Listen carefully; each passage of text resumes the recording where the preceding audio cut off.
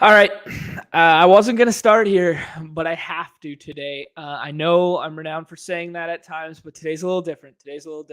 I'm sure many of you, when you were growing up, you'd go into class in the morning, you'd have to do Pledge Allegiance or the national anthem, maybe a prayer if you went to a religious school, something like that. Well, Underdogs implemented a new site policy today, and I can't skim it over. I can't pass it by. Of the utmost importance, a pledge of sorts for all users prior to every draft. This is coming straight from the top. This has nothing to do with me. I'm simply the vessel, the messenger here. And every drafter is now required to say it and read it at the beginning of every draft. And it goes as follows. I have it written right here. This came straight from. I'm not sure if it was Rudman, but it came straight from the top. Straight from the top. As a drafter, I pledge to stay in my lane, to not draft in vain, or to cause my fellow drafters any pain. I will build sound, logical stacks, maybe mixing in a few run backs. But I pledge I never fall victim to the ADP of one Brock Purdy. I mean, it's straight from the top. Straight from the top. I have no idea, but this is new underdog policy implemented. Numi. I don't know. My hands are off on this one. My hands are tied. I just all users now required to submit video evidence of them saying the pledge prior to registering for a draft. Yeah, I'm not sure. I'm not sure. But what do you feel about the policy, my friend? Oh, brother, if any of you guys just knew what happened behind the scenes, where John shows up 30 seconds, not even, he's late, and he just says, we're going to run it. Oh, by the way, get ready. We don't know what's coming. We have no idea what's coming. And this man just drops this. I mean, I will say, that's gonna be a tough one to follow. That's gonna be a tough open to follow. But I'm ready. Before I dive into these wild cards, I'm gonna have to say it. You're gonna basically have to pin that message in our Discord so everyone can say it by oath. Or just say it by memory. Because it is the oath of this weekend. It is the oath. Say it with me. We will not fall victim to the naked Brock Purdy. None of this stuff, man. Come on. I'm done with it. I've just seen the horror in the playoff best ball chat and on Twitter of all of these people again. Like, what is going on with these? Like, what is this guy doing? It's like I'm just like, well, one, I got absolutely murdered in my actual playoff best ball. Two, it's just like I don't want to jump in there and just deal with these buffoons, like of just like, oh, I'm gonna draft one team, one guy here. Oh, next thing you know, round 5, you have no one because the guy's just doing one-offs, like, and then the Brock Purdy. So yeah, that's incredible. It's great. I mean, I wonder if Trey Lance was in the playoffs right now. I wonder if his ADP would be similar, if the perceived value would be similar. If it's just an interesting thought exercise because, like, I don't know, maybe he's better than him, maybe he's not. Maybe what the perception, coming into the year obviously was nothing remotely close to that.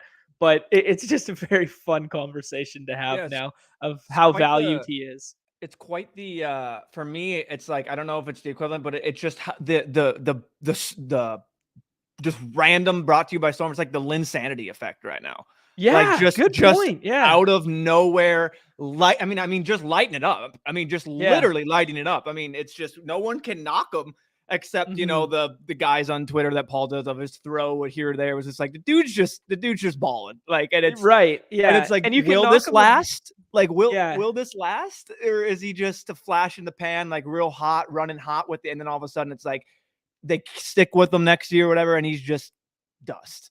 I don't know, but it just seems right now to me, it's like it's got that hype of the Linsanity. It feels that way. I mean, it does feel Linsanity style vibes. And then I think the knock is always like, well, the weapons are so good. Purdy's just getting dragged along because the talent around him is so good.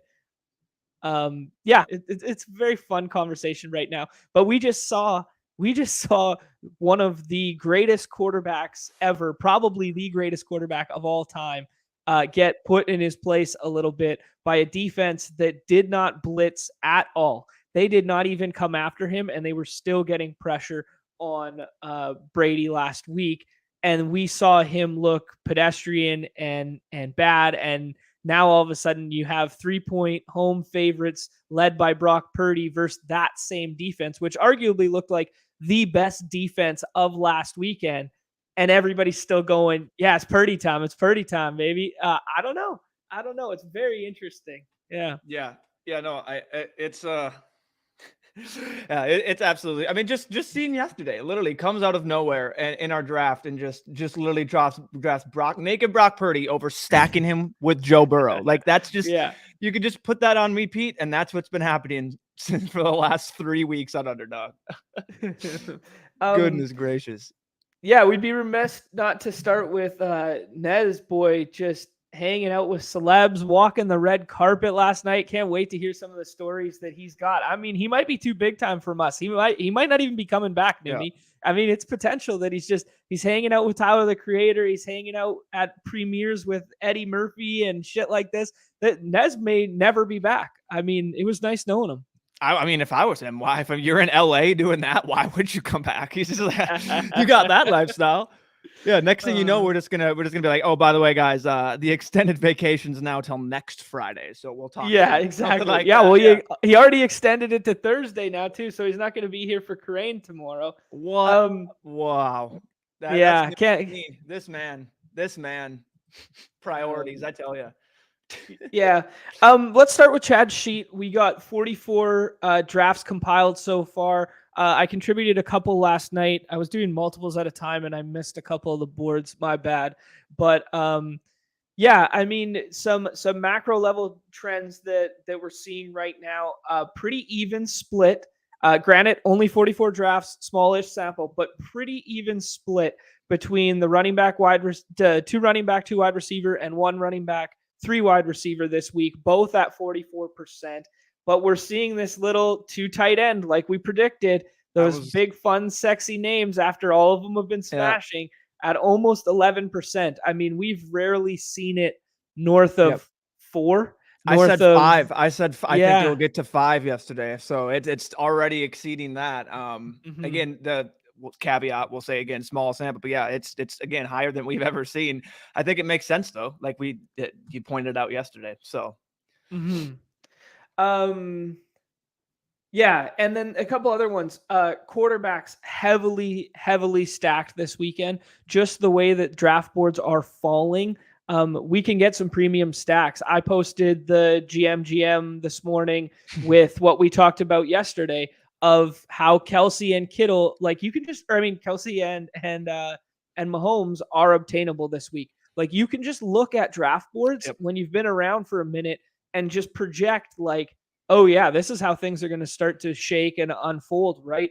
And if you get CMC to go, and then you get someone to push up Barkley and Chase, well, the last 3 drafters on the board every single time, one is getting Kelsey Mahomes, one is getting Jalen Hurts, AJ Brown, and one is getting Josh Allen and Diggs if they stay in their lane. Now, does that always happen? No. Do some people want to diversify? Yes. But given the prevalency of those stacks, how good they are, like just as stacks, it benefits almost everybody to just stay in your lane at the end of the first round there if the draft board happens to break that way. So what we're seeing is premium stacks appearing at quite a high frequency. So we're seeing Kelsey Mahomes at 9% already. Like that's big time. That's not GM worthy no more. Exactly. Yeah. Literally, right? Like that's just that's just crazy. That 9%. Yeah, Allen and Diggs 19%. Jalen Hurts, AJ Brown 28%. Just right now, what is Devonta Smith? Where is that? So 27. We will look in a second. Devonta Smith. I think it was just right. Did I scroll past him? Mm-hmm. Yeah, there you go. 27. Okay. Stacked at 27%. So getting Cool. stacked at basically the exact same frequency as AJ Brown. And you know what's interesting about Devontae Smith's ADP when you bring it up there is Devontae Smith lines up at basically the left-hand side of the draft board with that 13 ADP. And it's kind of a tier break at wide receiver, his name, to then then it goes tight end and a couple running back names, and then it goes Christian Kirk. And I think people have a hard time thrusting Christian Kirk over Devontae Smith. So what happens is everybody's mental tier break goes there, and the Hurts drafter, unless he's at the 101, doesn't get a shot at the double stack with Devontae Smith, right? I mean, it's going to exist in some frequency, but just what I've been seeing so far. Yeah. One thing that immediately that comes to my mind that I might kind of do is just basically take each team quarterback and then write down the quarterback stack partners and how much they're stacked. Just put that on a piece of paper, put that on a Excel sheet, whatever you want. Just put it on so you can see it right away and just see the frequency of which. I mean, again, small sample, but you can just see kind of like where we can kind of put together that if the sickos and we're doing this and we have other people in here and we can continue to pile more drafts, a lot of other drafts are going to be looking like this because that's the way they just line up and people are afraid to go off ADP. So just getting like and seeing, lining up AJ Brown, Devonta Smith, Dallas Goedert, and even Quez, like, you know what I mean? Like just go down to the 4 and then do the same thing with Prescott, where you just do Lamb, Gallup, Schultz, Pollard. You just see that. And you do that for each team. You can immediately kind of just pick out maybe where you want to, there you go. You can immediately pick out where you want to just attack.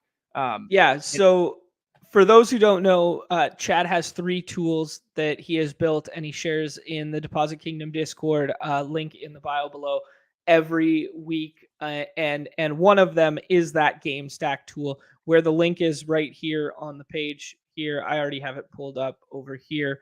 And yes, you can mess around with frequencies at which players are drafted in tandem with other players, right? So you could put in, your Mahomes, and Mahomes is obviously drafted with Mahomes at 100% frequency, but Mahomes is drafted with Juju at 34. He's drafted with MVS at 6, blah, blah, blah. There you go. So you can mess around. You can mess around with all the combinatorial percentages there in the game stack tool. Invaluable resources that Chad is providing with us. If you guys happen to win something, if you guys happen to be utilizing these tools and doing something successful, go ahead, hit him up on that Venmo there, please. We don't ask for anything, but he's doing a lot of work behind closed doors and really helping our community out. So if anyone could find it, shoot him a couple bucks, buy him a coffee, whatever you want, case of beer. The one that stands out for me most, Numi, that I want to pick your brain at is this Joe Burrow one. Joe Burrow being stacked at 84% of the time, run back at 93% of the time. And basically our thesis is coming to fruition where we thought his ADP was slightly too high and it was people being scared and being like, I got to click quarterback because I just saw 4 quarterbacks go off the board or 3 quarterbacks go off the board. They stack them with Chase and then whatever. Now I think the community is getting a bit sharper. The draft rooms are getting a bit sharper and they're pushing their boundaries with Burrow, and nobody is taking naked Burrow, and everybody is either back stacking or they're just going T Higgins and him, chasing him. Yeah. And then if you fall into a trap, you end up taking Tyler Boyd or Hayden Hurst late. So I think that my first reaction is if, again, it's not going to deter me from stacking them. What I would do, go check out that combinatorial, see which one's most common. Then when you see who's the most common stack, so like you get Jamar Chase, you see how frequent the Tyler Boyd is, the T Higgins. Just know off the top of your head when you're building these teams, you're going to be fighting with so many other people that just immediately have this stack. So it's not that you have to just go scroll. It's just you have to find a way within construction or your lineup to differentiate yourself, because you're going to be fighting with everyone the way that this is lining up. Like, it's just so attainable. The way the board falls, you can stack Burrow with the top wide receiver. You can stack them with the second, the third. Like, they're all so easily obtainable. So I think just being very cognizant of your roster construction, and trying to just maybe just get a little different, however that may be, Mhm. would be my just what I would advise for that. But it wouldn't deter me from stacking that, because I think there's still, I mean, it's a high likelihood that they get home and Burrow. You know what I mean? Like it's still someone that I want to stack and have exposure to. But you just have to be Mhm. more cognizant of it, and just be, yeah. So you have to know that. So Chase Burrow at 40% so far. Chase Higgins coming in at 31, and then, or sorry, not Chase Higgins, Burrow Higgins coming Yep. in at 31, and then Tyler Boyd as kind of your oh shit, I took Burrow in the 5th round, I missed, let's back stack him, 28% of the time. Yeah. It's Yeah. just, and that's just something like, I mean, it just, you got to be very, very cognizant of the lineups you build. That's all I would say. It wouldn't deter me though off of stacking them. Maybe just it would open your thesis of a naked Burrow. You know what I mean? Like, who's to say? Who's to Who's to say say? the backup, like one of these other players on there, albeit a Trenton Irwin, Samaje Pete Ryan, someone that we're not getting to at a big clip. That gets there. A QB sneak into the end zone. A Burrow run in the end zone. Shout out our boy Nez, who likes to talk about when the playoffs come, Burrow's a little more able to run. You know what I mean? Like he's going to use his legs to get there. So, yeah, I mean that's an immediate differentiator, right? Just going naked Burrow and saying, you know what, I'm going to find points. Like I'm going to say that the points are going to be dispersed on that team, but he's also going to have a score you need. So. But he's also going to have the raw point total to match the other quarterbacks and or surpass. Yeah, I like the thesis associated with how we can treat quarterback this week. And I think what we're seeing here is GA's asking the most undrafted quarterbacks. What we're seeing is basically the big four go at 100% frequency, right? Let me confirm. I think there might have been one draft where Burrow did not go. Where It'd be my cool eyes? if we could just Burrow, sort by position on here. Maybe that's too much, Burrow, but it's fine. It's great. I'm I think just we saying. could if we did like this, but then there we go. You can. There we go. Cool. Yeah. So, yeah. So It's basically, what adding we're it. seeing is these four right now are going at 100% frequency, and then the less owned ones are just mix and match, but they're all part of stacks and run backs, right? So what we're seeing is all of the quarterback position this week is densely correlated, which I think from a theoretical perspective is Makes correct. sense. Yeah. Yeah, but how do you diversify in only a 6-person roster I know. with that happening, right? So maybe we are going to have to start exploring and thinking about some naked Josh Allen teams, some naked Jalen Hurts teams from the front end where it's rushing equity, right? That we gets have the job done. In theory, 3 quarterbacks that fit that naked mold, like the naked QB in there, because the dude is, I mean, you saw him run all over the Vikes. Now, not saying he's going to do it against the Eagles, but like he fits that mold where he's a guy that can easily do it, and get you a quarterback score on the ground and rushing yards. We called him like, what were we calling this week? Like Fields light at one point. Like he was literally like he fits that Fields narrative. Obviously very light, but yeah, that's, I mean, to your point yesterday, you said that, and I agreed with you. I still do that. I think I'm going to get I think maybe a way we can do it is what you did with your lineup that was in first. You had all from one game and you put up all those points. You found the people from that game, and there was no one else that had that team. Like no one was willing to go all from one game. So that's something that's interesting. Is just, you know what, just like, screw it. Like you're 4 games, like, and you just take the one that scores, you get those. Now it's tougher, but like that, I'm just trying to figure out ways in which we can differentiate when everyone is so densely correlated and stacking and run backing. So. Yeah. So I think you really hit on it there, Numi. I fully agree that I think my mind goes to over correlating now. So if it's like, if the field is all making skinny stacks, well, what do? We onslaught the fuck out of that game, and we invite a little bit of negative correlation where we play the running back with Jalen Hurts. We play the running back with AJ Brown, with Jalen Hurts. with Dallas Goedert. Like you do some crazy shit like this where it's like, because with only 4 games on the slate, all the way in which points are scored are correlated. Because for a player to score a touchdown, guess what needs to happen? Yardage, completions, stuff of this magnitude. The ball has to get downfield. The ball does not always get downfield with the person in which who's scoring the touchdown, right? Like you could have your CMC or your Debo Samuel 80-yard touchdown. That does exist, but there are paths to finding ways in which we amass all the yardage on that one team in that one game environment, and we get all the touchdowns scored as well, instead of pinpointing and plucking, who is the optimal piece from every single game and trying to make a 6-leg parlay, right? So just things that we've been thinking about, things that we've been talking about, and how that makes sense, more and more sense on the shorter the slate, right? 100%. Yeah. Any other combinations, ideas, thoughts? Everybody in the chat has access to this tool. I think I made the show notes last night before Chad made the sheet. So the sheet is not in the show notes. Apology, it'll be there tomorrow, but now it is in the chat for everybody. So go ahead and follow along at home there while we draft up a storm here. Is there anything else you're thinking on here, Newbie? Yeah. So I guess one just simple way that I will agree with Paul. If you want to pull up Paul's last comment in the chat, is like I think a simple way that I've been is just have more stacks than you would want of these underdogs.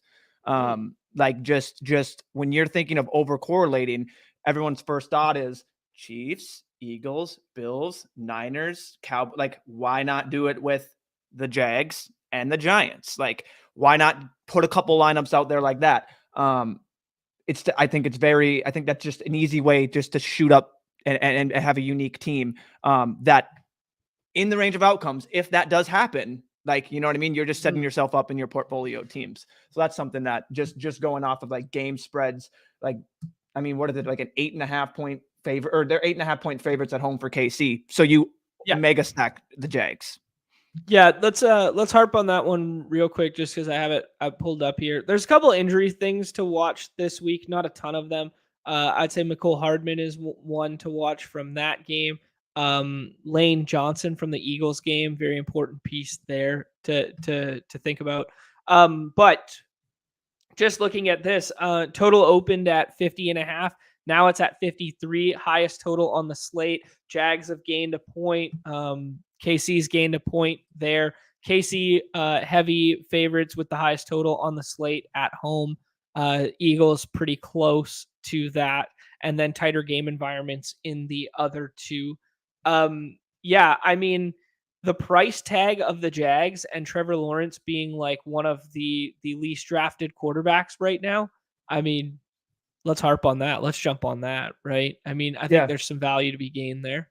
I think, and it's funny because when you look at basically the quarterbacks, Purdy was last in ADP and has now flipped those last 4. He's now the highest, and Lawrence is now the lowest in ADP.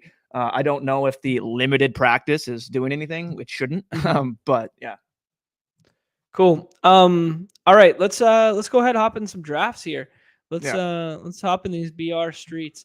Kind of similar to last week, where I noticed the same kind of trend occurring, where the same kind of 9-10 names go off the board first, and then it kind of becomes a free for all. Whether people want to mix in double tight end builds, if people want to start going the 2 running back route, something like that. But we're seeing what's happening with these is we are seeing at a pretty high frequency, we are seeing that the same names over and over again at the front of the draft board. And some of the combinations that are not stacks or game stacks are actually rarer from a combinatorial standpoint than others, right? So where we would normally think that the 9% of Kelsey Mahomes is looking pretty rare. Ooh, typo city. We look at Saquon CMC at a 0% frequency. We do know that it exists because Willis has shared a couple in the Discord. I think maybe our window of time to get a CMC Saquon might have passed now because CMC seems to be going first off the board every single time. Yeah, it very interesting just thought process where we might have to trick our brains a little bit at the front end of draft boards this week to get two different pieces and then get the correlation later in the draft. You know what I mean? Yeah. Yeah. So what are you planning on here? What do you think? I don't know. See, like you can tell me to do a million different things here. Let's do Saquon. Okay, sure. So I have a kind of a build in mind. We don't have to do it if you end up just saying, you know what, I'm not going to do that on stream. But I have a little something on mine. It's your money, so we don't have to do it. It is fine. All right, let's do AJ Brown if you want. Mahomes, wow, this is See, now that's I like that. Yeah. I mean, it's interesting, but that's I like that. You're getting immediately different. See, my problem with doing okay, we can do it. You don't have to do Brown. No, you do you. So I can talk through if we don't do Brown. I'll just talk through what I'm thinking. Okay, but you can talk through what you're thinking. We're taking Josh Allen in this build because I'm not playing the game where I let Josh Allen and Diggs both slide back to the other side of the board after I see a reach like McKinnon at the front end. I'm just not going to play that game. I don't know. That's fair. Yeah. My thought was just setting up that Giants overstack with getting. Yeah, no, I'm down to set up that. I'm down to set up that Giants overstack. Absolutely, I think it's probably going to be lower owned than it should be, and it'll be pretty good. Yeah. Interesting to see that AJ Brown and Saquon is only 3%. I would have thought that would have been really high, highly owned. If you could go to that combinatorial page, I just want to see Josh Allen and Saquon is. If you're here and you can get this on the page, I just want to see Trevor Lawrence's and his pass catchers. Just who's basically being stacked with Trevor the most. So. Oh, we can do that from the game stack tool. And we can just go ahead. Yeah, no, I was he's normally doing it in the back end. So I'm like, since you're just here, just always just adding in stuff as I say it on screen. So Trevor Lawrence with Christian Kirk is 25%, with Zay Jones 19%, with Marvin Jones 0%, with Travis Etienne 9%. Okay, cool. Yeah. Oh, Evan Ingram 19. Yep. As well. Yeah, the tight ends on the end. That's good to know. Yeah. That is such a cool. Just shout out Chad, man. Yeah, man. It's another also. I mean, not only is he putting out the tools, he's putting out just invaluable knowledge in the hoops chat, in the hoops thread, nonstop. So if you want to dabble in hoops and don't know much, you can just ask questions. That man will answer away. He is okay. I kind of like setting up a mix in Gabe Davis, like semi-correlation. You could also tell me Miles Sanders and take the running back on the other side of that game, and we could take him first, or we could take Gabe Davis first. We could do Davis. So what do you have anything setting up in mind? Are you have a vision of the team at all, or are you just kind of going with what's here? No, we're just kind of going with it right now.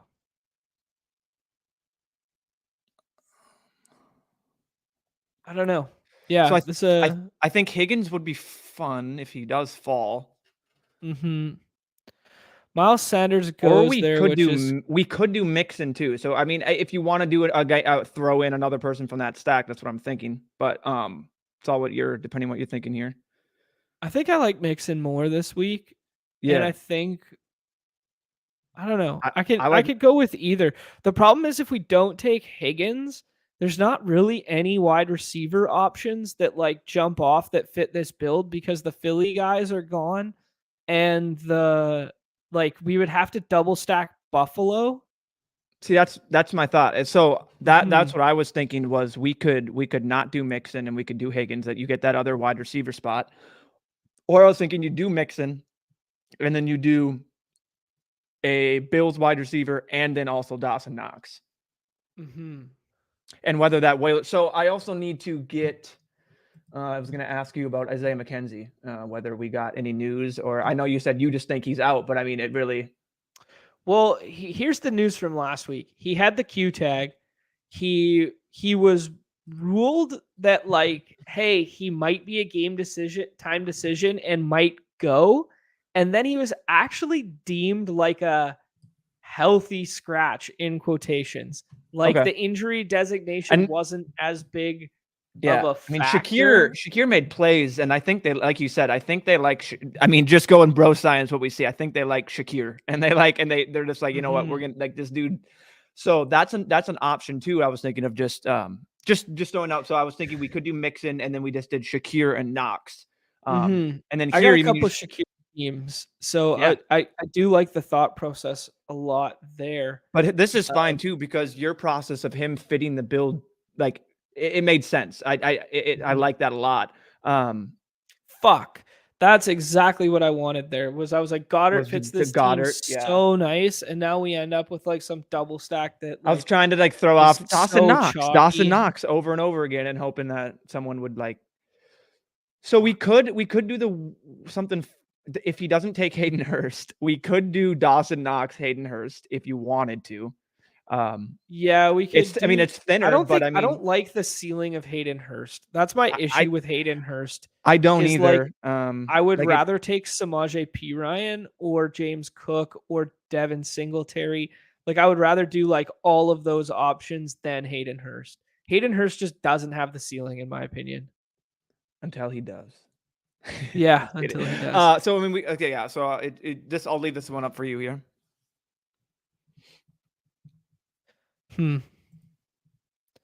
I do like Khalil Shakir, but now that we already have two, let's go Buffalo Onslaught. But I think Buffalo Onslaught through the running back makes more sense than another pass catcher. Let's I go like with it. James Cook here. I just think this team makes way more sense as like Buffalo blows the doors off the slate. Buffalo puts up the 40 burger, and all three of these guys are the ones that score the touchdowns or amass the yardage that's needed. Yeah. We're building a T-Bear bringing up an interesting one in the chat. Kadarius Toney is very, very interesting because I expected Kadarius Toney in a game that the Chiefs needed to win to they haven't played since last Saturday, right? And I think I expected him to just kind of like vault into that McCole Hardman role and also be utilized in 3 wide receiver sets. And that just wasn't the case. Like they just don't trust him to run routes. He's fully a gadget player right now. Now, did we see the electric speed that he possesses to score on back-to-back plays? One of which was whatever, ruled no touchdown, and then he comes back and scores on the that circle play, right, where they literally did the circle and then lined up. Yeah. So I mean, yeah, if McCole Hardman can't go, they're still running Justin Watson like a shit ton over Kadarius Toney. Like Kadarius Toney's just a 30% snap guy, like gadget guy. He's basically glorified Sky Moore at this point, but we know the talent, we know the explosiveness, and like it just takes one play with a guy of that magnitude. Now you can also tell me the narrative that he was hurt during the season, they traded for him, they're getting him acclimated, they have a bye week, and now it's like Kadarius Toney comes in and they're like, he's ready to be full go. Let's unlock his full potential come playoff time. You could spin zone it that way too, and I won't fight you on it. It makes a lot of sense either way. Shit, lost the draft board. Let me pull it up on my phone and save it for Chad real quick. Shit, it's gone. Fuck. All right, my bad, Chad. I'll do better this time. Yeah, I don't know. That's my Kadarius Toney spiel. I don't know right, wrong, whatever. We know the talent's there. Where do you come out on Kadarius Toney this week, Numi? Yeah, I mean, I pretty much agree with you. I mean, we know what he possesses. We know that when if the ball's in his hands, he has the ability to score. Like we all know, you've said it. There's no knock there. It's definitely, I think it's viable. I think it's definitely worth the mix in if you're doing a large portfolio. Again, I'll probably have a few. Because I think it would be foolish to concentrate on that Kansas City offense, because that's an offense that they don't concentrate in. I mean, Right. you said it, like Justin Watson. Like, I can envision it now. It's all of a sudden just seeing the 13 or the 7 go to 13 and Justin Watson for the second time today. And we're all just like, oh, everyone's just like, Yeah. oh, you like those are things you have to like. I always, when I draft, I imagine it's just like, and it totally makes sense. You can say for Mhm. anyone, but yeah, I would think it'd be foolish to say to not have any of them. But yeah, I wouldn't be like totally overweight, I don't think. Yeah. It's just like you said, we don't know. We don't know what we're going to get from Andy Reid off a bye week. Like, are they going to give him all of a sudden, So is he become true. a 50-60% snap guy with no Nicole? So Travis. Yeah, you want to take Travis Kelce here? Yeah, Travis Kelce for me. I'll be 100% honest with you. He's very close to pushing. It's 1A 1B for 101. I still take CMC. Mm-hmm. And I kind of take, because it's just that's where you can get him. Yep. So I have to get him there. But Travis Kelce is like, yeah, I'll take him at 2, 3, 4. I think the Jags, the linebackers, are gonna I think he's gonna have a field day with them. Just looking at stats, just doing that. I'm trying to do more be sound on my construction this week when it builds, and less look at projections and look at what I get. Just be sound with my construction and build lineups that have a chance at first. You know what I mean? The first place equity. That's one thing I'm going to focus on. But yeah, I think I love Kelce this week. I think it's just I mean, yeah, that's I mean, I really think he's going to put. I don't think, like, I'm not going to do the Justin Jefferson thing and jinx him, but he just seems to be in a smash spot. Yeah. Hope putting out a little bro science take there. That she feels that he's going to score in every game, and it does Yeah. look that way. You know what I mean? Like, it does look like, hey, he gets the ball in his hands and he's going to do some damage. It is kind of like Debo Samuel light version, both in running style and in stature. But it does feel like that, where he does have that big play explosive ability when the ball's in his hands. Yeah, I like that. LED throwing out the CEH run back. Yeah, CEH started his clock to return. He may be healthy, in quotations, inactive this weekend, and they just run with the McKinnon Pacheco. I think they might have done enough to have that backfield to themselves. Yeah, what's up, Numi? So yeah, I'm looking at, just one thing I like to look at is PFF's tight ends, like tight end matchup, and it shows like basically and all that. Kelce has an 81% advantage versus the next highest to 21. These are the stats I'll put in there for him. The Jaguars have allowed a 0.34 or 35 fantasy points per route run to tight ends. Wow. 83% catch rate. Yards per route cover, 1.49. Their defensive grade per guarding tight ends is last in the league, or second to last in the league to the Cardinals. Yeah. So the matchup is just sound. Is a smash on paper. I like it. I like that a lot. I kind of just want to take Debo Samuel here and just be like, I just love the slate break ceiling of Debo. Now that we saw him like kind of return to what the Debo role was, he's CMC in the second round, right? Yeah, I mean, he has this. He can do it.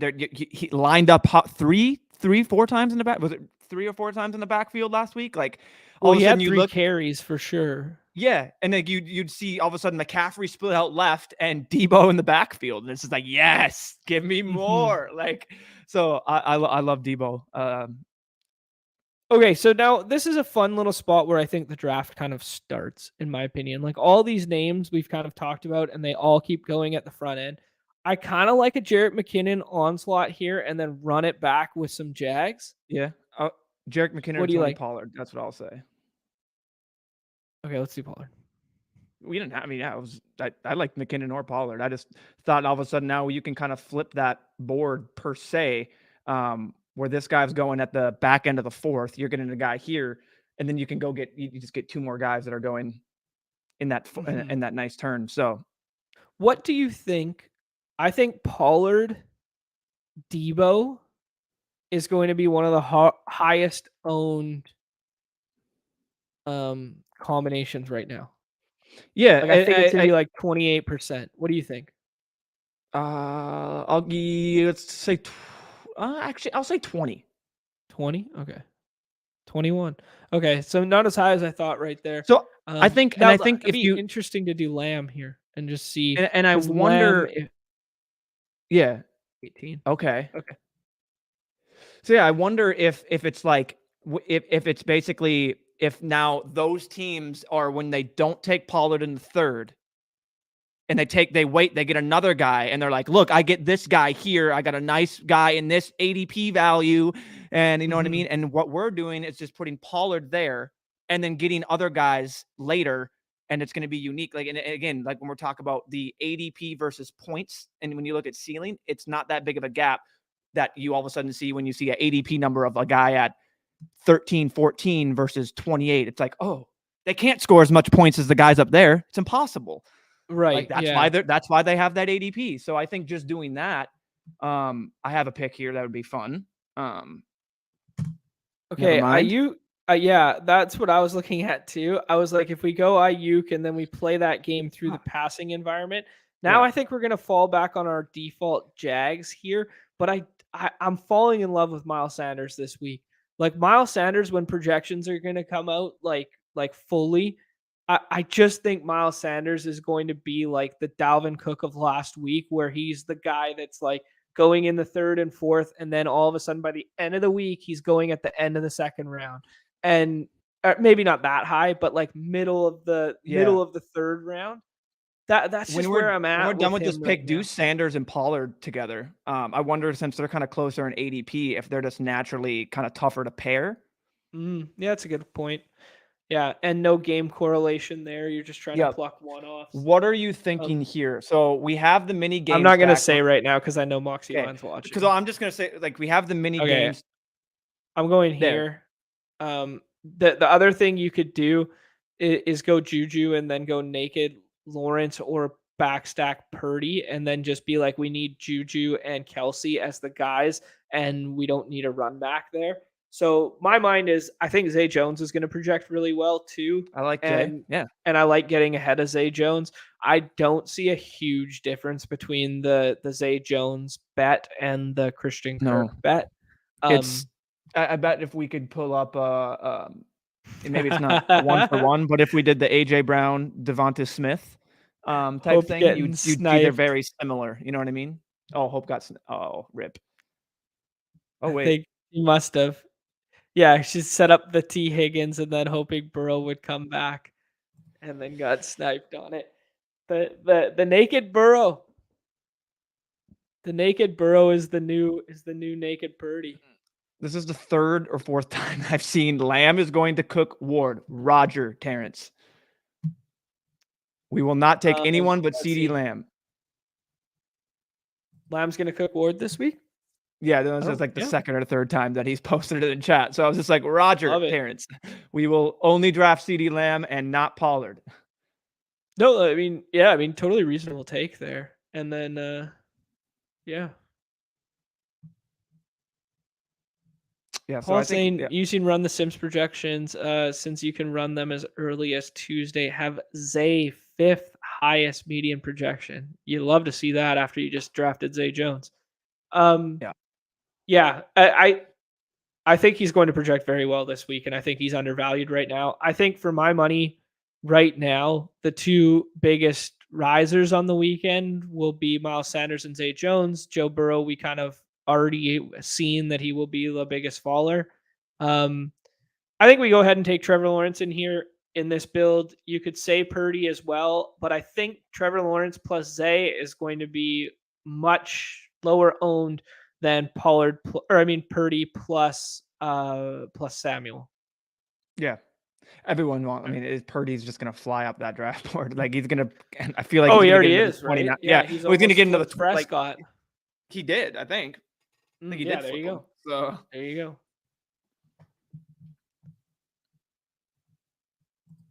Hop on in here. 5 spots to fill. Pretty fun week to draft. These are pretty fun games, pretty fun teams. Oh yeah. Yeah, I mean, the excited to games pick are Pat's brain a the little bit games more are tomorrow. electric, man. The games are Mhm. electric. Okay, so Trevor Lawrence with Zay Jones, we have at 19%. Obviously, all these numbers, guys, like 40 drafts or 44 drafts so far. So, you know, pick your times to follow it, and they're guidelines. But stats are better than no stats, right? And then Purdy plus Samuel at 25%. So just slightly more. Not as high as I would have thought, to be honest.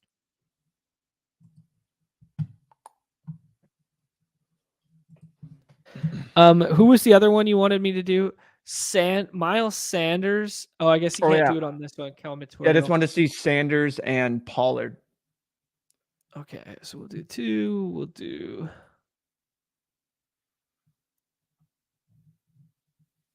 Pollard. 6. Cool. So yeah, I mean a uniquely owned combination, because by the time in which people tend to draft them, most people already have, one running back or 2 running backs, or, we're going to go with a Kelsey build again here and see what happens. Yeah, I like it. I mean, we can do something else for the stream, but and that's totally fine, but I'll probably just take Kelsey when I'm doing it off stream. But I mean, we gotta get. I mean, you got like if you do 150 of these and you just take CMC, Kelsey, and basically you don't take any of these quarterbacks, you can just see all of a sudden like, whoa, I ended up with 30% Trevor Lawrence, 30% this guy, 30%, and then all of a sudden like a sprinkle of 2% the top quarterbacks, like right. Yeah. So I think that's something we also have to be like you said, like they're well worth being. Like we know what these guys can do from that onesie position, and it's like that's going to be the tough thing for me is like we say we don't want to push up the quarterback, but at some point when you're building out these teams, you gotta build them out. You know what I mean? You got to build out those stacks and get your exposure to them. Just curious, because it was mentioned in the chat there. I think LED mentioned that Christian Kirk went nuke the last time these two teams played. It was a 27-17 game. Kadarius Toney had 2 carries in that game, 4 for 57 and 1. Wow, kind of cool. Yeah, just interesting to note. I wouldn't read a ton into it, but like just interesting to think.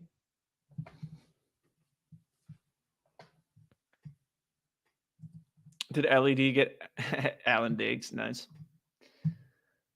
All right.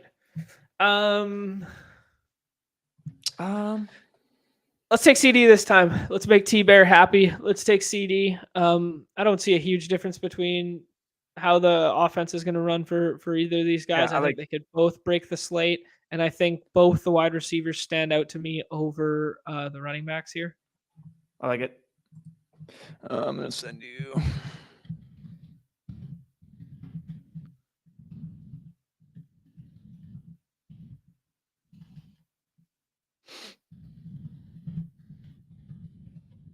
Oh, dang. I was thinking about that onslaught from the other side there this time. So yeah, I was sending you. We could do ETN if you wanted to, and stack him with Kelsey, and then also try and get the Lawrence stack, just because I saw it was 9% with Lawrence, and then get another player, get a pass catcher with him too. Okay, let's do it. One thing I'll caution about Travis Etienne is he ran more than 40 routes last week. They were trailing by 27 points. He ran 40 routes. He had 1 catch. This whole perception of Travis Etienne pass catching back, him and Trevor Lawrence have this pass game rapport. Nah, fuck it. No, I'm not buying it. I don't think it's a thing. You got to be not that great at running routes, or you not that great at catching footballs or whatever, to not get a couple check downs in a game where you're down 27-0 and you run more than 40 routes. It's very interesting, the narrative around him. And we've seen Jermichael Hasty mixed in, like fully mixed in. I don't know what to do here. Say Jones, I guess, and we just stick with the onslaught plan. I was thinking so you could do Ayuk with the run back for CD and then get Zay, or and then just have Trevor, or you just take Zay. Let's do Zay. Let's do Zay first, and I'll tell you why. Because I know Shimmy has CMC and he has Debo already, and I think not many people are going to layer Ayuk on top of that. So I think Ayuk had a better chance at coming back than Zay did there. That's fair. If Ayuk comes back here, I think we just take it and just kind of love this situation. If not,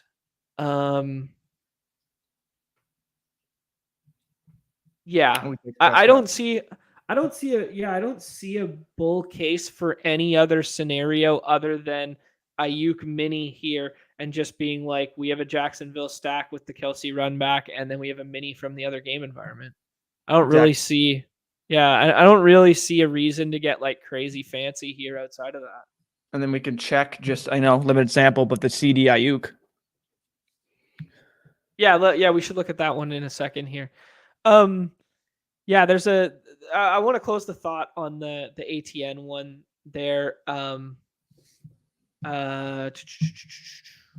Yeah, and to be fair, I'm not looking into it that much. I'm just playing. I'm just trying to. I'm really trying to do the chess pieces and just be like, just build out sound lineups where it's like, do I agree? Do I like? Does that scare me? Is ETN? Do I think his ceiling versus these other guys it maybe isn't the same? Yeah, right. But I mean, yeah. I'm just in the terms of having a lineup that is just, if it does hit, can get there. I think that was the overall thesis of mine. But yeah, it's discouraging having 40 routes and one catch.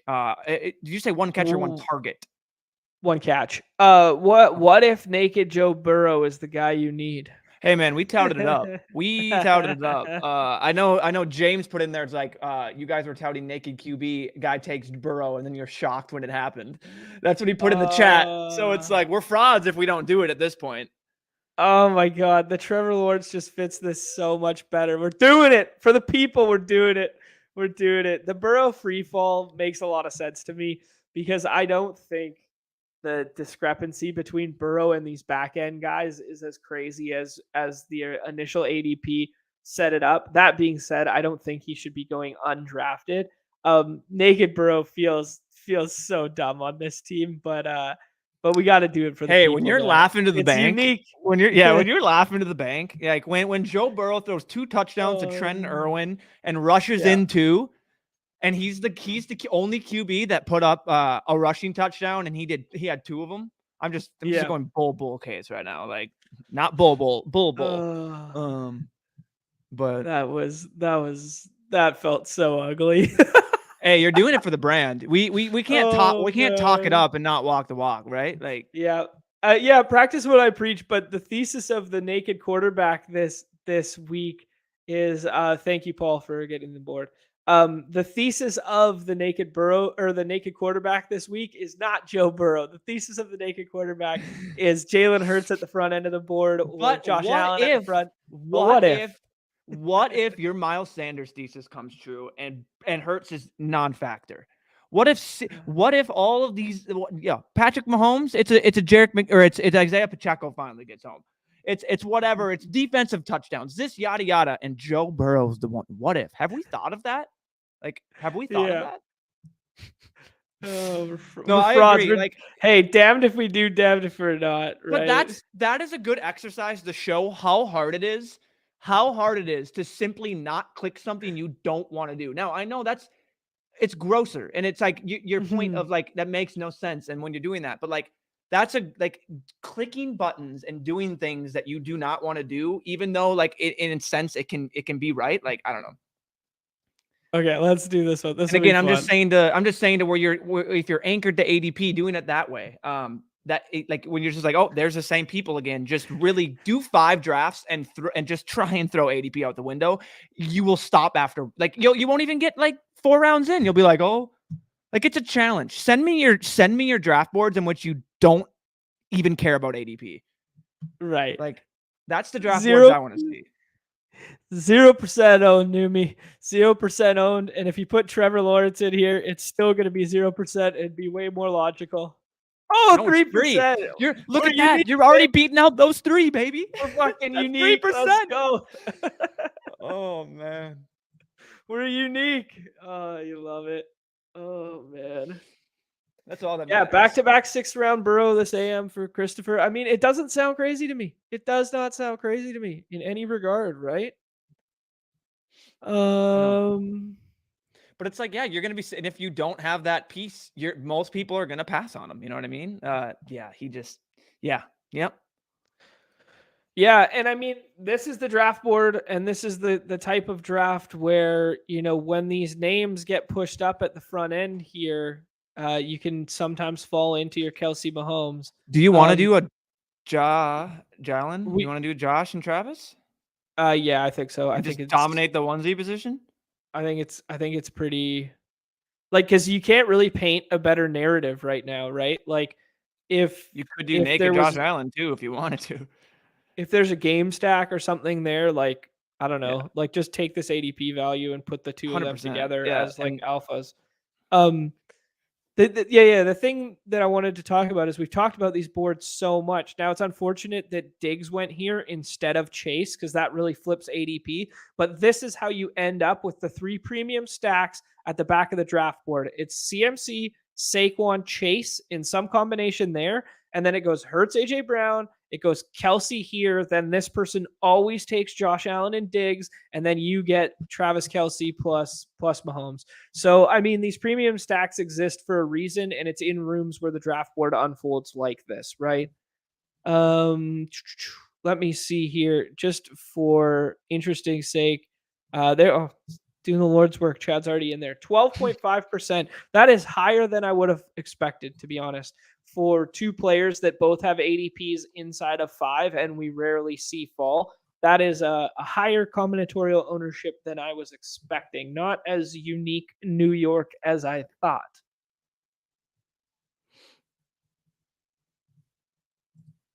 Oh, man.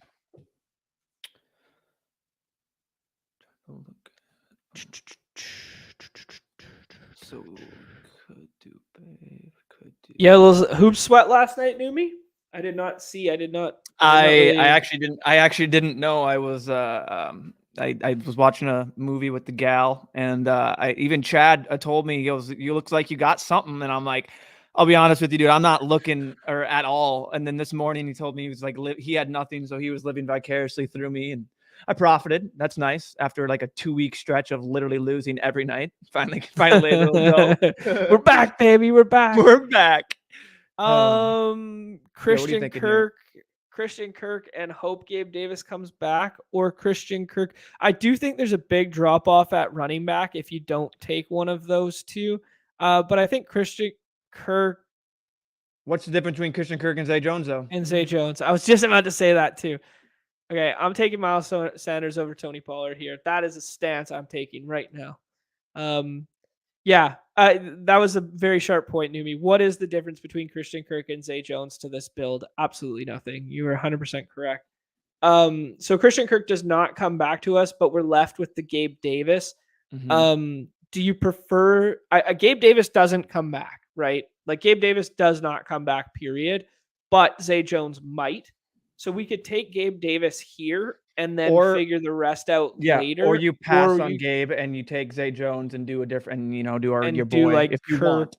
Yeah, I want to do Gabe Davis here in this one. We can double them too, so that's no problem. Yeah, I think this team, if we end up with, like, I think a lot of people's minds would be like, hey, you missed on some of the Cincinnati guys, go the Tyler Boyd route. Like, Tyler Boyd to me just doesn't have a ceiling that could break the slate. Like, what's Tyler Boyd's ceiling? Like 680 and 2, like something of that magnitude, right? Like, I don't think I'd mix him in a build like this. I think I'd be more does prone to 680 and 2.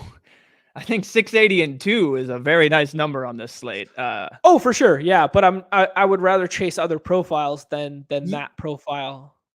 Yeah, I do like Boyd just because I mean he is the guy that can. We've seen it, like just he can take it to the house. From I think he had like a 60-yarder, and a 50-yarder already this year. Like he can do it. Like we know they're gonna get him the ball, but I do agree. Like my bro science take is his ceiling isn't the same as these other guys.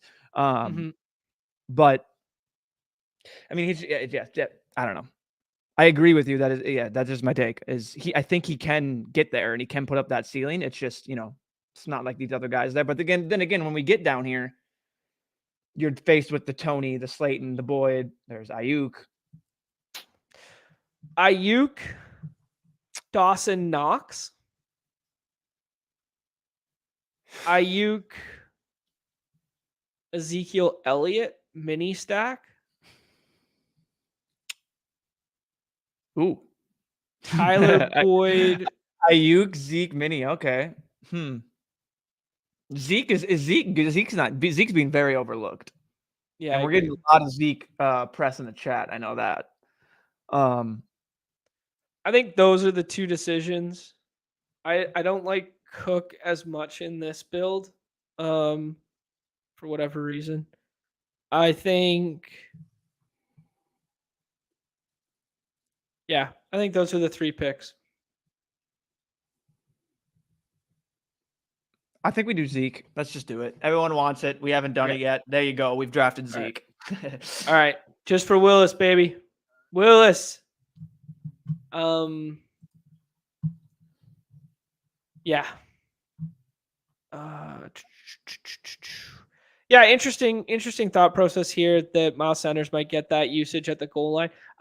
We saw Boston Scott get some of that usage in Week 18. We talked yesterday how I don't want people to read very much into Week 18's matchup in any regard because they were undoubtedly protecting Miles Sanders and protecting Jalen Hurts. They used a lot of Boston Scott in the red zone. They mixed and matched the running backs. I think now it's wheels up. It's playoff time. Everybody is full go per se, and it becomes that unstoppable Jalen Hurts sneak at the goal line. It becomes their normal offense, and we see them only put up, I think it was 22 points with a bunch of field goals in that game against the Giants, like four string JV team or whatever last game. What do we say we won last battle royale, and then we'll run one or two hoops to close. Sounds good. Cool. Yeah, and then they talk about the amount of the ease with which that team got down to the red zone and then just didn't score because they were not using their best red zone plays at that point in time does not scare me off the Eagles one bit this week. I think we come back to seeing Miles Sanders potential 20 touches there and getting that in the 4th or 5th round from a 9-point home favorite sounds pretty damn good to me. And then you mix in the fact that expecting Lane Johnson this week, and then the Giants are one of the worst teams against the run all year, 31st or 32nd in run DVOA. Yeah. I'm taking my shots on Miles Sanders as of right now. I like that. CMC 101 for moi. Yep. I mean, it gets yeah. It's you just got to find a way to get different in these builds, but you're getting thin when you're trying to say that. And it just seems like a fool would bet against CMC. You know what I mean? Right. Oof, that's fun. 0%. I had three of them last week. Like a psychopath. Just played that game through the run and had one of them with two of them with DK Metcalf run backs, and was just like, hey, put this game on ice, play it through the run. Yeah, I don't know.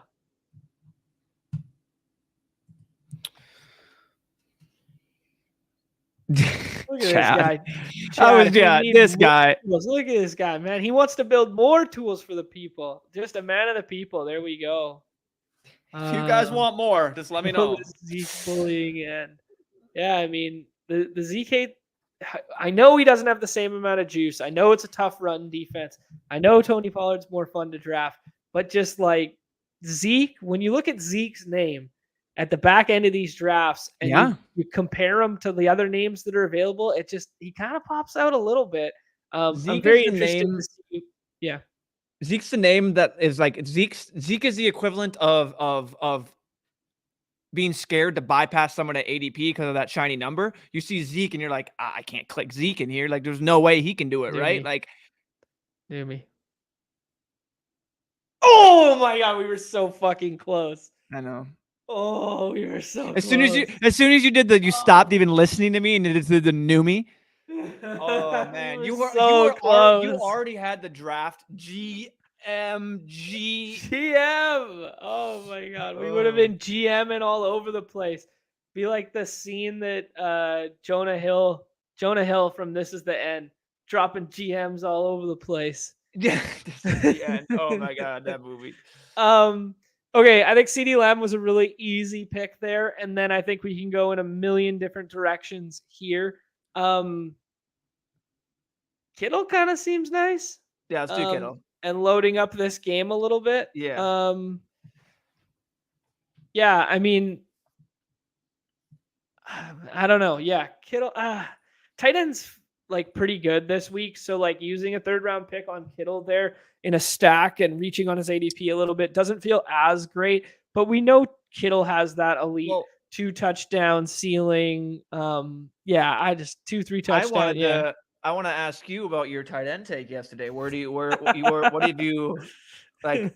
Where are you feeling now? Where are we at now with your whole instead of spreading out tight end, I'm gonna pick that late one, or are you just like, I'm not telling you suckers which one I'm picking, like, you know what I mean, like this type deal, no, I think because of the streaming and because of the amount of drafts we've done on stream this week, and I honest to God, like I haven't done a ton of volume yet this week. I am a big, late in the week drafter, not because I necessarily think it's optimal, just because of how my life exists and I got other shit to do.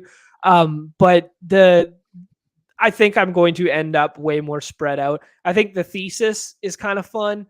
I think it takes a way more concerted effort to execute the thesis than I was willing to put in this week. Let's just say that. We got some fun names that come back to us here. I kind of just want to go with Miles Sanders and T. Higgins and be like, those are the 2 pieces from that game, and this is a Brock Purdy team or a Dak team, and just do that. I could see the Brandon Ayuk and kind of onslaught that, but I just think taking these little ADP value falls here mixed in with this combo right now, like that's a lot of talented names on one roster that I don't think is going to exist as frequently as I would think. I don't know. Maybe I'm wrong about that, but like the fact that you can get CMC, Sanders, Lamb, T. Higgins, and Kittle on the same roster on a 4-game slate kind of feels like a lot of big premium names on one team, no? Yeah. Yeah. And I mean, I wonder if that's what we've been talking about, what I've been preaching, where you fall victim to that. Oh, all of a sudden we get here, we have that. Like, let's just take the 2 guys at the tip top ADP and roll with it. I like the names. Don't get me wrong. It says nothing wrong with them. I just wonder if that's like what people do when they take a start like that. Oh, I've got the 2 CMC Kittle. I've got that. No way I can continue to onslaught or bypass 80 or do something in the board and do like that. That's just my thoughts, how I'm thinking about it. Because like you said, like, how do we differentiate this week when everyone is overstacking and over correlating? Not like over, but like everyone is stacking and correlating their QBs to the extreme. And we have 6 people or 6 players on a squad to differentiate like ourselves. So yeah, that's just one thing I would think is like, would it be common for people to do that and then just settle at ADP, which I think they would be more common. But I mean, I would think this and the build that you have so far, Mhm. I would assume someone probably has it. That's what I would say. Fair enough. Yeah, that's fair. And yeah, no, Bringing up here, this is a go good ahead. football guy take. Good Mhm. football guy take that Robert's bringing up. That just Kittle is such a good blocker. He's probably, if Ooh, not the that is a best great blocking football tight guy end, take. yeah, if not the best blocking tight end in football, he's up there. They might slide protection. They might utilize him as a double team on Micah Parsons. This is a good hand in the dirt football guy take. I don't know from a schematic standpoint what the optimal approach to that would be for them, but that is a very good point to be thinking about there. Yeah, so I think it's a Purdy team. You could tell me it's a. Oh, Dak went. My bad. Dak went at the other side here. So that kind of leaves us no option as a Brock Purdy team. You could also go like, hey, let's make this weird and go Daniel Jones, naked Daniel Jones as a run back off of Miles Sanders. I think it's way too cute when we have like already a 2-piece double stack here. Who's to say that Kittle doesn't find the end zone twice? And then, oh, draft board. Can he do it? Oh, Chad, you'll be so proud of me. I did it. I thought you were gonna say you didn't get it. That's funny. I did it. There we go.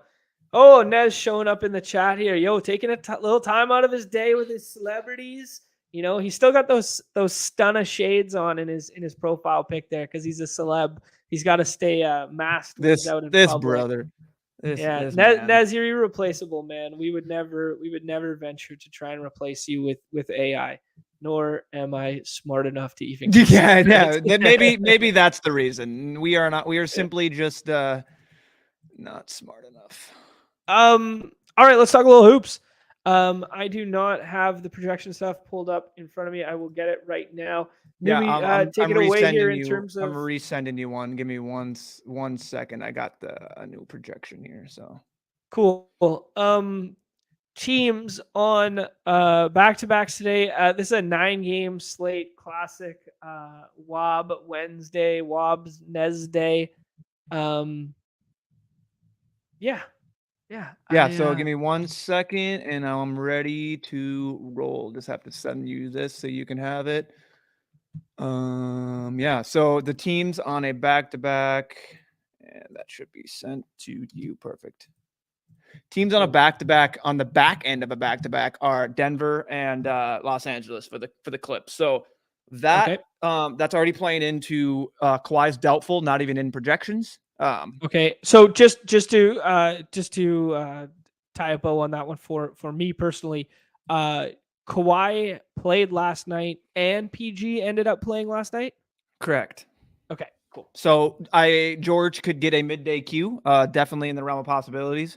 And then Jamal Murray is also someone that could get that midday Q or has already gotten it. I'm not sure. Again, I do not have my phone for the sake of not having a vibrating device on stream. So someone might have to let me know if they've released more info for today. All I see is, Lowry will play, who was questionable, and Bradley Beal expected to play, who was questionable. No one else yet, according to the back-to-backs. Okay. So on that note, and then also the T-Wolves are going on a front end of a back-to-back, which could play into Rudy Gobert. Now the line, I'm not going to lie, the total on the line makes it seem like they expect him to play.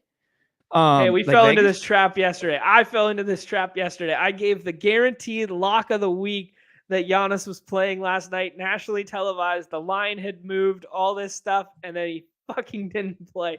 So I'm not falling for this trap again, Numi. Don't you dare lead me down. I'm just saying the line is too close, and it's interesting. It's an interesting line for no Gobert. That's all I'll say. Got it. But again, I don't think he plays, but he's going last round. He's picked 36 in a free Naz Reid swap. So it's harmless. Yep. The late night hammer in Sacramento and Los Angeles is the highest total game by a long shot. By 6 points I'm seeing. Yeah. Yep. So, I mean, it just makes sense. Sabonis versus the Lakers just seems like such a fun pick at that 1-2 turn. Labs has it at 4 points now. Okay. That one. Oh no. Sorry. I was looking at the wrong one Oh yeah, again. so that one moved down a little Yeah. bit too. They No, moved down no. one They got. point. Yes, the other game moved down 1 point, so now it's 7 points Roger. Yeah, difference so between that. that's what we're working with on the slate. Is that for major Q tags in ADP? It's I'll go from like the top. We have a Luka Doncic at probable. He's probable. Mhm. So I have him right now. He's gonna play. Like there's no, you know what I mean? Like probable is play for me. I should still play. Like I know I'm just gonna throw out the Giannis probable thing. Don't get me wrong. Like, yeah, like Gobert, it's a scary thing when he injures his groin again after 2 minutes. Yeah, Yeah, played exactly. 5 We all minutes feel him. last night. But yeah, sorry for the injuries real quick. It's Luka. LeBron is a Q. Anthony Edwards is a Q. Kevin Porter is a Q. Rudy Gobert is a Q. And that's what we're looking like for injuries with Bradley Beal and Lowry now playing. Okay, cool. Yeah, so George is already ruled out. We're getting that in the chat. Is he out? Okay, I Yeah. haven't. All right, that's We've good. been. All right, cool. That's why Norman Powell would be popping and all these other guys. Okay. That's fun. Yeah, Norman Powell's gonna eat some minutes tonight, I suppose. Terrence Mann and the boys. Yeah, Terrence Mann, Marquise Morris getting thrust up there. My boy Reggie Jackson. Is he gonna ball out tonight? Is it finally gonna be his time? Let me check the clip show. Biggest player that I'm noticing, or two biggest players okay, I'll go three. Three biggest players I'm noting right now in terms of ADP versus projection, ceiling projection. LaMelo Ball standing out. Anthony Edwards standing out, but so will always those later cues. De'Aaron Fox, that really good game environment that we just discussed there, and Miles Turner. And Miles Turner always is weird. Miles Turner always plays better than he projects, in my opinion. There's no Hallie. There's been no Hallie, and Miles Turner with no Hallie is a different beast. He really is just a different beast. I'm trying to put this up here and get it when there's no Hallie. I'm trying to get those minutes real quick so I can actually show you the usage and what's going on. But yeah, and it's someone with the stocks that it's so hard to project. Yes, exactly. That's what I was trying to get at. Miles Turner gets a 3.2% usage bump, 0.15 fantasy point per minute bump. Points. He scores just more points. He's literally been there. Like he's dominant. He's getting the ball. He's dominating the ball a lot more for a big man. Toffee's got some good takes in the chat here. Going with the Zubac 2020 game there. Reggie has the Q tag as well. And OKC being so small that Miles Turner lines up very nicely in that matchup. So a little hand on the hardwood if the people are saying there. Yeah, exactly. That's why I also like me some Miles. Is I think he can smash that matchup. One that's surprising me is Garland's ADP is at 15.6 right now. His projection and his ceiling projection are around 20, but there's no Donovan Mitchell, which would make me want to thrust him up to like 12 or something like that. What's going on here? Yeah, let me get 100%. Let me put in for Cleveland. No win the Dean way. Off. So I think they're okay. So Rubio is back, minutes limit, but that's going to eat into a little bit of Garland. So let's look at Garland here. Garland gets in 415 minutes without him, which is a pretty good sample. 2.1% usage, but only a 2.1% usage bump and 0.09 fantasy point per minute bump to Darius Garland. Here, maybe Sabonis, James, Ja. We could take LeBron if you want, but I think Sabonis. If LeBron doesn't play, that's even better for Sabonis, right? Like give me some Sabonis. Here's my take. All right. Fuck LeBron James. Sabonis season, baby. The Yeah. king of the double-double. Let's go. I I mean, dude, hate Lakers Q tags, man. Lakers Q tags hit different than any other Q tag on the slate. A Lakers yeah. Q tag is just an out for me. I'm done with Lakers Q tags. Is LeBron nationally televised tonight? That is the question. That is the biggest question we Yeah. need answered. The one thing I'll say is the fantasy point per minute bumps go to Karis LeVert and Jarrett Allen. The big or two like 0.13, 0.15 fantasy point per minute bumps to guys like that. There you go. Brett Boy's all over it. Of course he is. Bump to Levert Yeah. without Mitchell out there. Yeah, 'cause- Ja goes, which is unfortunate there for us. I'm Team Trey Young all the time, every take 'em. day. Yeah. Let's take Do you 'em. see any? This is a fun matchup because this is the matchup of the 2 point guards that were traded on draft night. Luka was actually like Luka was drafted. Yeah. So I feel like they have some weird pettiness. Like Trey Young is just Trey with the pettiness and the whole. But that's why I love him. He's a exactly. dude. He's a Yeah. dog. No, he's the opposite of a dog. He's dogging it on defense. Is what he's doing. That's he's got that dog defense in him. Is what he's. They got to trade for They got to trade for Murray, so they're just like, all right, you can go guard whoever's the worst out there, and we got the boy over here to play some lockdown D. Yeah, it's actually going to be very interesting to see what Atlanta does with that team in the future because they basically built a team to win now. And oh wow, nice. Miles Turner gets thrust up there into the 15 spot there.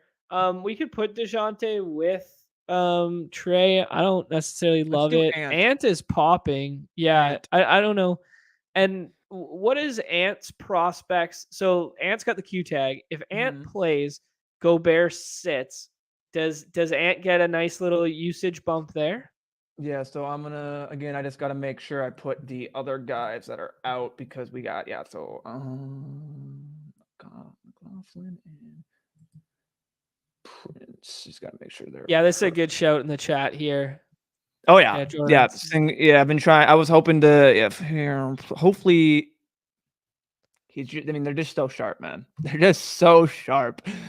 B Burgundy. Yeah, B Burgundy and T-Box are elite players, and they're elite players every single night, and they're always on the best plays. So the fact that he gets sniped right in front of us is not DeJounte's way down. Yeah, DeJounte's way down there, but like let's do it. Let's do it. Like, let's just do it for the Let's just put him and Trey together and just be like, you know what? Dallas plays slow. 234. We're gonna force them to play fast tonight. That's what we're doing. You want no Cat, no Gobert, and no Jordan McLaughlin. I don't have Prince because he's Q, so I can change that. But you have Ant getting only a 0.5% usage bump, but a 0.20 fantasy point per minute bump. That is large. Ant becomes a 1.39 fantasy point per minute player without those guys on the floor. Without those guys on the court, and a 29, and basically a 30% usage. Now that we got this Lauri Markkanen like probable whatever, he's going to start pushing up there. Maybe we should have been considering him in that range as well. I think this is a fun range of the draft just in general. With I like the DeJounte Trey because you also got Ant in there. And you basically did the I'm gonna push it strat with a QB type thing. If you think about it, it's not a 1-for-1, I know, but you pushed it and got Ant in the middle of that rather than taking him in the third and then getting a lower tier player. Because DeJounte still has that ceiling. Yeah, for sure, that's true. Like, is it negatively correlated? Of course. Like, is it a little bit of capped? Yes, but I mean, if we were to get a overall exposure sheet, I bet the Trey DeJounte would not be that. You know what I mean? So yeah, the combinatorial ownership. I didn't want to get your blood flowing. Yeah, T-Bear hyping up a little Josh Giddey in the chat there. Josh Giddey for me is just a guy who's always his ADP is always thrust up higher than his projection. I'm never on him. I never like him, and then every now and again he breaks the slate. I don't know what it is, what my bias is against Josh Giddey. I don't know why. He's not. I don't like Josh Giddey. I don't think he doesn't fit that team. Yeah. And McConnell and Nemhard can't guard him. I mean, that's entirely fine there without Hallie out there and whatever that. Yeah, maybe these wing guys can't defend him. I mean, he's literally 29th in true shooting, like for 29th percentile true shooting. He's 21th percentile in defense. Like, sure, he can assist, but I don't know. He's overrated in my opinion. Giddy. Fair enough. You could. Sorry, go ahead. I'm just thinking out loud here. One thing that I'll say is these. Yeah, that's interesting. I like Plumlee. Plumlee is a fun name.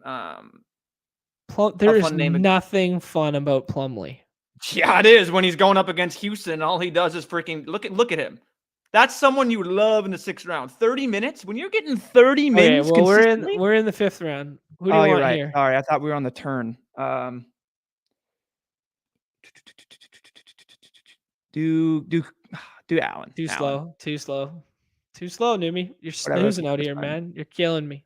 That's fine. It's Allen and you're building me losing teams. It is Allen. It's Allen and Levert that get the bump. Just letting people know for when Mitchell, Windler, and Wade are off. Now so Rubio in there throws a mix into it, and it's a small sample. Takes Kuzma and Plumlee, which means they're good plays, and then Burgundy takes Allen. So all my fucking stars are gone, and now we're dead in the water because these guys are too sharp, man. RJ Barrett is a fun name. Kevin Porter Jr. and pray for a play, and then maybe swap. He's popping exactly. So that's a good play right there. So he's popping in projections, and then you get all these guys at swaps. One thing I want to point out, maybe someone like a Chad, a Toffee in there. These Knicks seem like prime Raptors right now in the fact that like their ceilings may not like I feel like you can add an extra 5 like okay so you can't project players to have 40 minutes. Like if you're doing projections listening to people like from multiple years ago sharp people, like you just simply can't input 40 minutes into a projection. There's a lot of things that can go wrong, and then if that can just fail and they fail that projection. So giving them like 36 37 and then knowing they have the capability of like the Knicks are going literally 44 minutes deep at some point, like 41, 42. They're prime Raptors. In terms of Nick Nurse is like he just runs them out no matter what. So like these guys are just going to be out there where they seem interesting in the fact that if they're going to be out there getting minutes in a game, is going. I mean, it has I know it's only a 225 total, but still, that just seems real interesting. All of them in terms of Randall, Brunson, Barrett. I mean, their ceilings, you could add an extra 5 on there, and I wouldn't disagree with it simply because with their minutes are just Thibodeau and Nick Nurse just run these guys to the ground. So he does not care at all. Chad citing that he doesn't like the Atlanta matchup and everyone is in.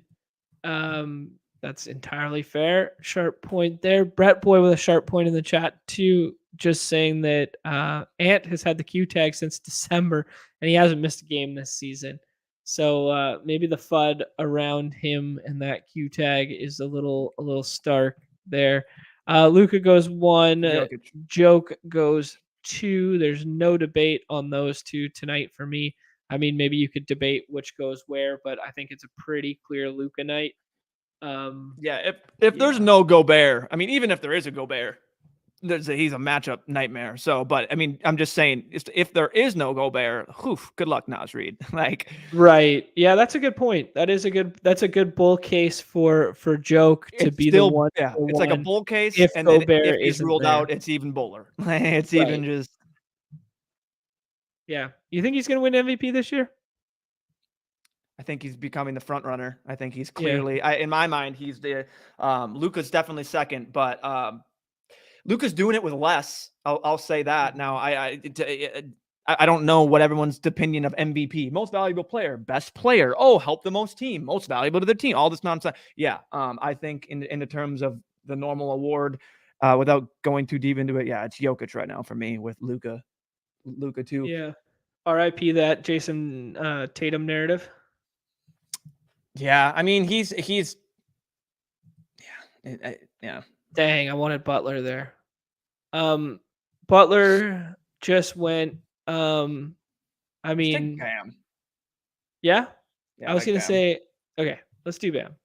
I was gonna say Garland for some reason. I'm thrust up on this narrative that he's gonna ball out tonight. De'Aaron Fox goes Christian Wood. Very interesting that T-Box is taking Christian Wood at both sides of the board. He took him in the third round at the 6th side of the board, and he took him in the third round at the front end of the board. Something to note when T-Box he likes Wood normally.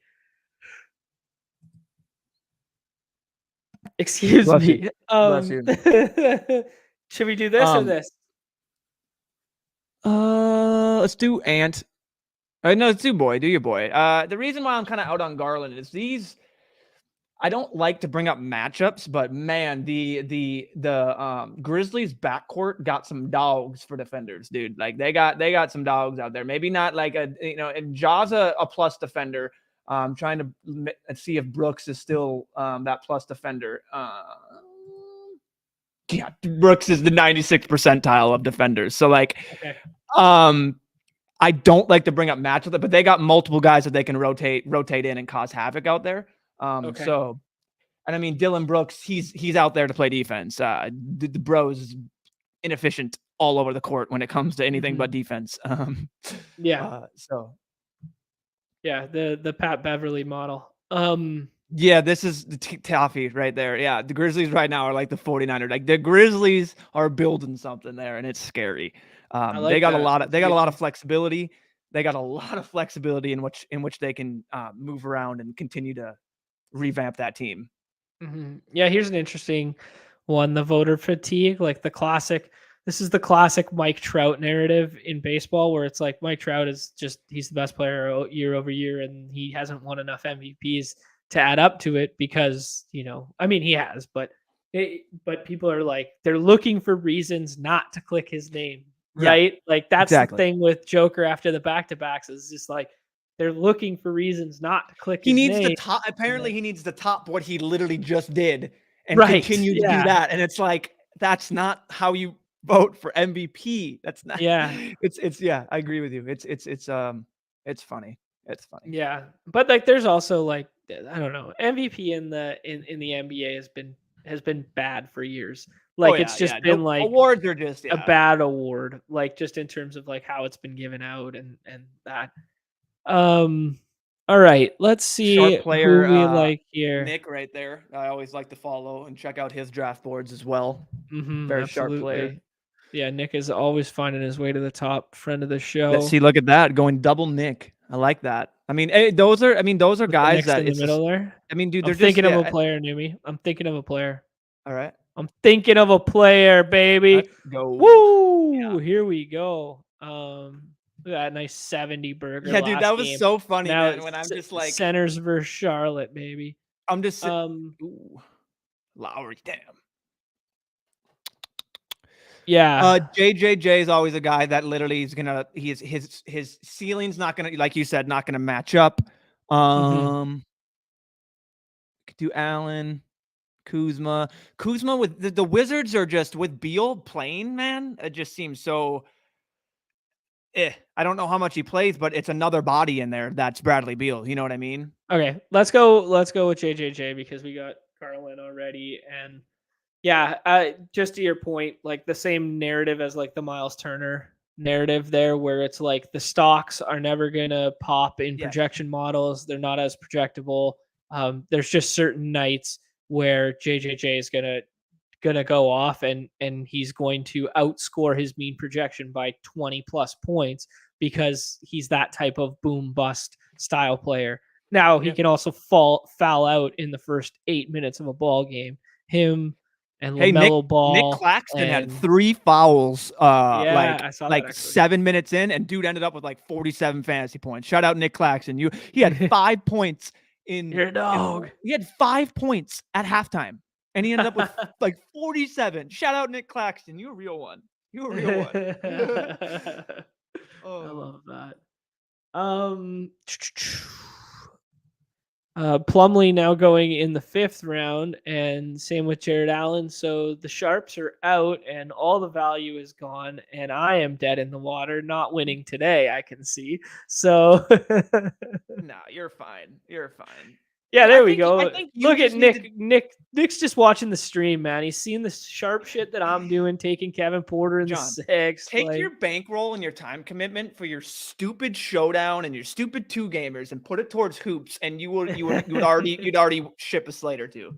that's fair. That's You fair. just gotta pivot to hoops. Yeah, I don't mind it. I kind of like. I was just about to say I kind of like Jalen Green here. What about Bradley Beal? Like, just as like. I don't know how many minutes he's gonna get. Like I don't know, Okay, so man. minutes concern there. Give me a name here. You like Walker Kessler's someone that's. I mean, Kessler's still there. He's like with Lowry there, he's still gonna play. Like the usage goes down, but I mean, he's still gonna rebound and he's still gonna. Okay. Yeah, I'm gonna go on the record here, Numi, and say I don't love it. I don't love Walker Kessler tonight. I know he's not gonna pop in there in the ceiling for sure. He's gonna show you at 52, but I mean, he also is a guy that could literally put up. I think T-Bear said it like 2020. Like for the record, T-Box took Jordan Clarkson with the 6th round pick there. So just noting what the sharp players are doing tonight. But like I always caution, like I always say, do not just replicate their behavior patterns. yes, Because you have no idea what their exposures look like, what they're doing in isolated drafts, what their overall game plan is. It's like when you see me play Jack 4 offsuit from the button, don't take that knowledge home with you, like, because I'm different. Okay. El T-Box is Padrino different. last night had 3 back-to-back picks at the 1 and just did totally different. He took Brooke Lopez and Bobby Portis, 2 20-round pick at the 2-3, and then next draft he ended up taking just 2 guys at ADP, and then he switched up the next one. So like, yeah, don't take anything what they do. Just know it and be like, that's interesting. Definitely note it, but there's nothing really you can do with it except noting it and continuing to build and see how they're building lineups. Love it. Again, something smart I will just say, it takes a lot. It's a little tougher, but scrolling through and just seeing that their top line, or scrolling through, if you scroll all the way kind of down, you can see a lot of these guys' lineups. Like they're not losing, like just to see that they also are building these other lineups too, but they're just playing so much volume that they're getting the 1 to 2 to squeak into that top 100. And then at that point it's variance. You just hope the luck falls in your favor and your guys score and theirs don't. Yeah. And then here's another good point by Blake. It does just mean you're chasing them. If you start replicating all their lineups and you don't know the overall strat associated with it, you're just chasing them. You're just chasing. But it's interesting to note, like the biggest takeaway for me there is like T-Box goes Christian Wood at 13. That tells me something. He took Christian Wood in both drafts we were in, and he took him at 13 and 18. So it was kind of like, oh shit, there's a little something there. Chad with a smart point here, as always, just talking about a potential usage bump for Clarkson with Kelly Olynyk back in. Normally we isn't Kelly O out? Or sorry, with Laurie in, with Laurie in. Yeah, sorry. Yeah. Anyways, yeah, there we go. Best of luck to everybody in the hoops tonight. Very special show tomorrow. Pat Crane will be joining us, the $2 million man. If anybody has questions or whatever, I am a man of the people. I will entertain all of them. Add them in the Discord. Shoot me a DM, anything like that. If you're not playing on Underdog Fantasy, what are you doing with your time? Use promo code BADGE at the sign up for a 100% match deposit up to 100 USD. Do me a favor. If you're still hanging out, I know that means you liked the content today. So just go ahead and hit that like button. It does so much for us. Leave a comment. Even if the comment is, man, Numi, get a haircut. I'd just leave that one in there. I'm kidding, Numi. I love it. I'm a man of the flow. Yeah, anyways, so best of luck to everybody tonight. We will be back tomorrow with Pat, and Nez will be back on Friday. No update on the baby from Mark as of Tuesday. They had not had the baby yet. They've just been on standby and watch duty.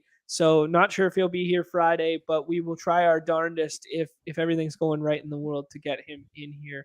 Keep drafting those BRs and stop sniping Brock Purdy. For myself, for Numi, for Nez hanging out with the celebrities in Hollywood there. This is everybody's favorite time of the show. The end. Peace.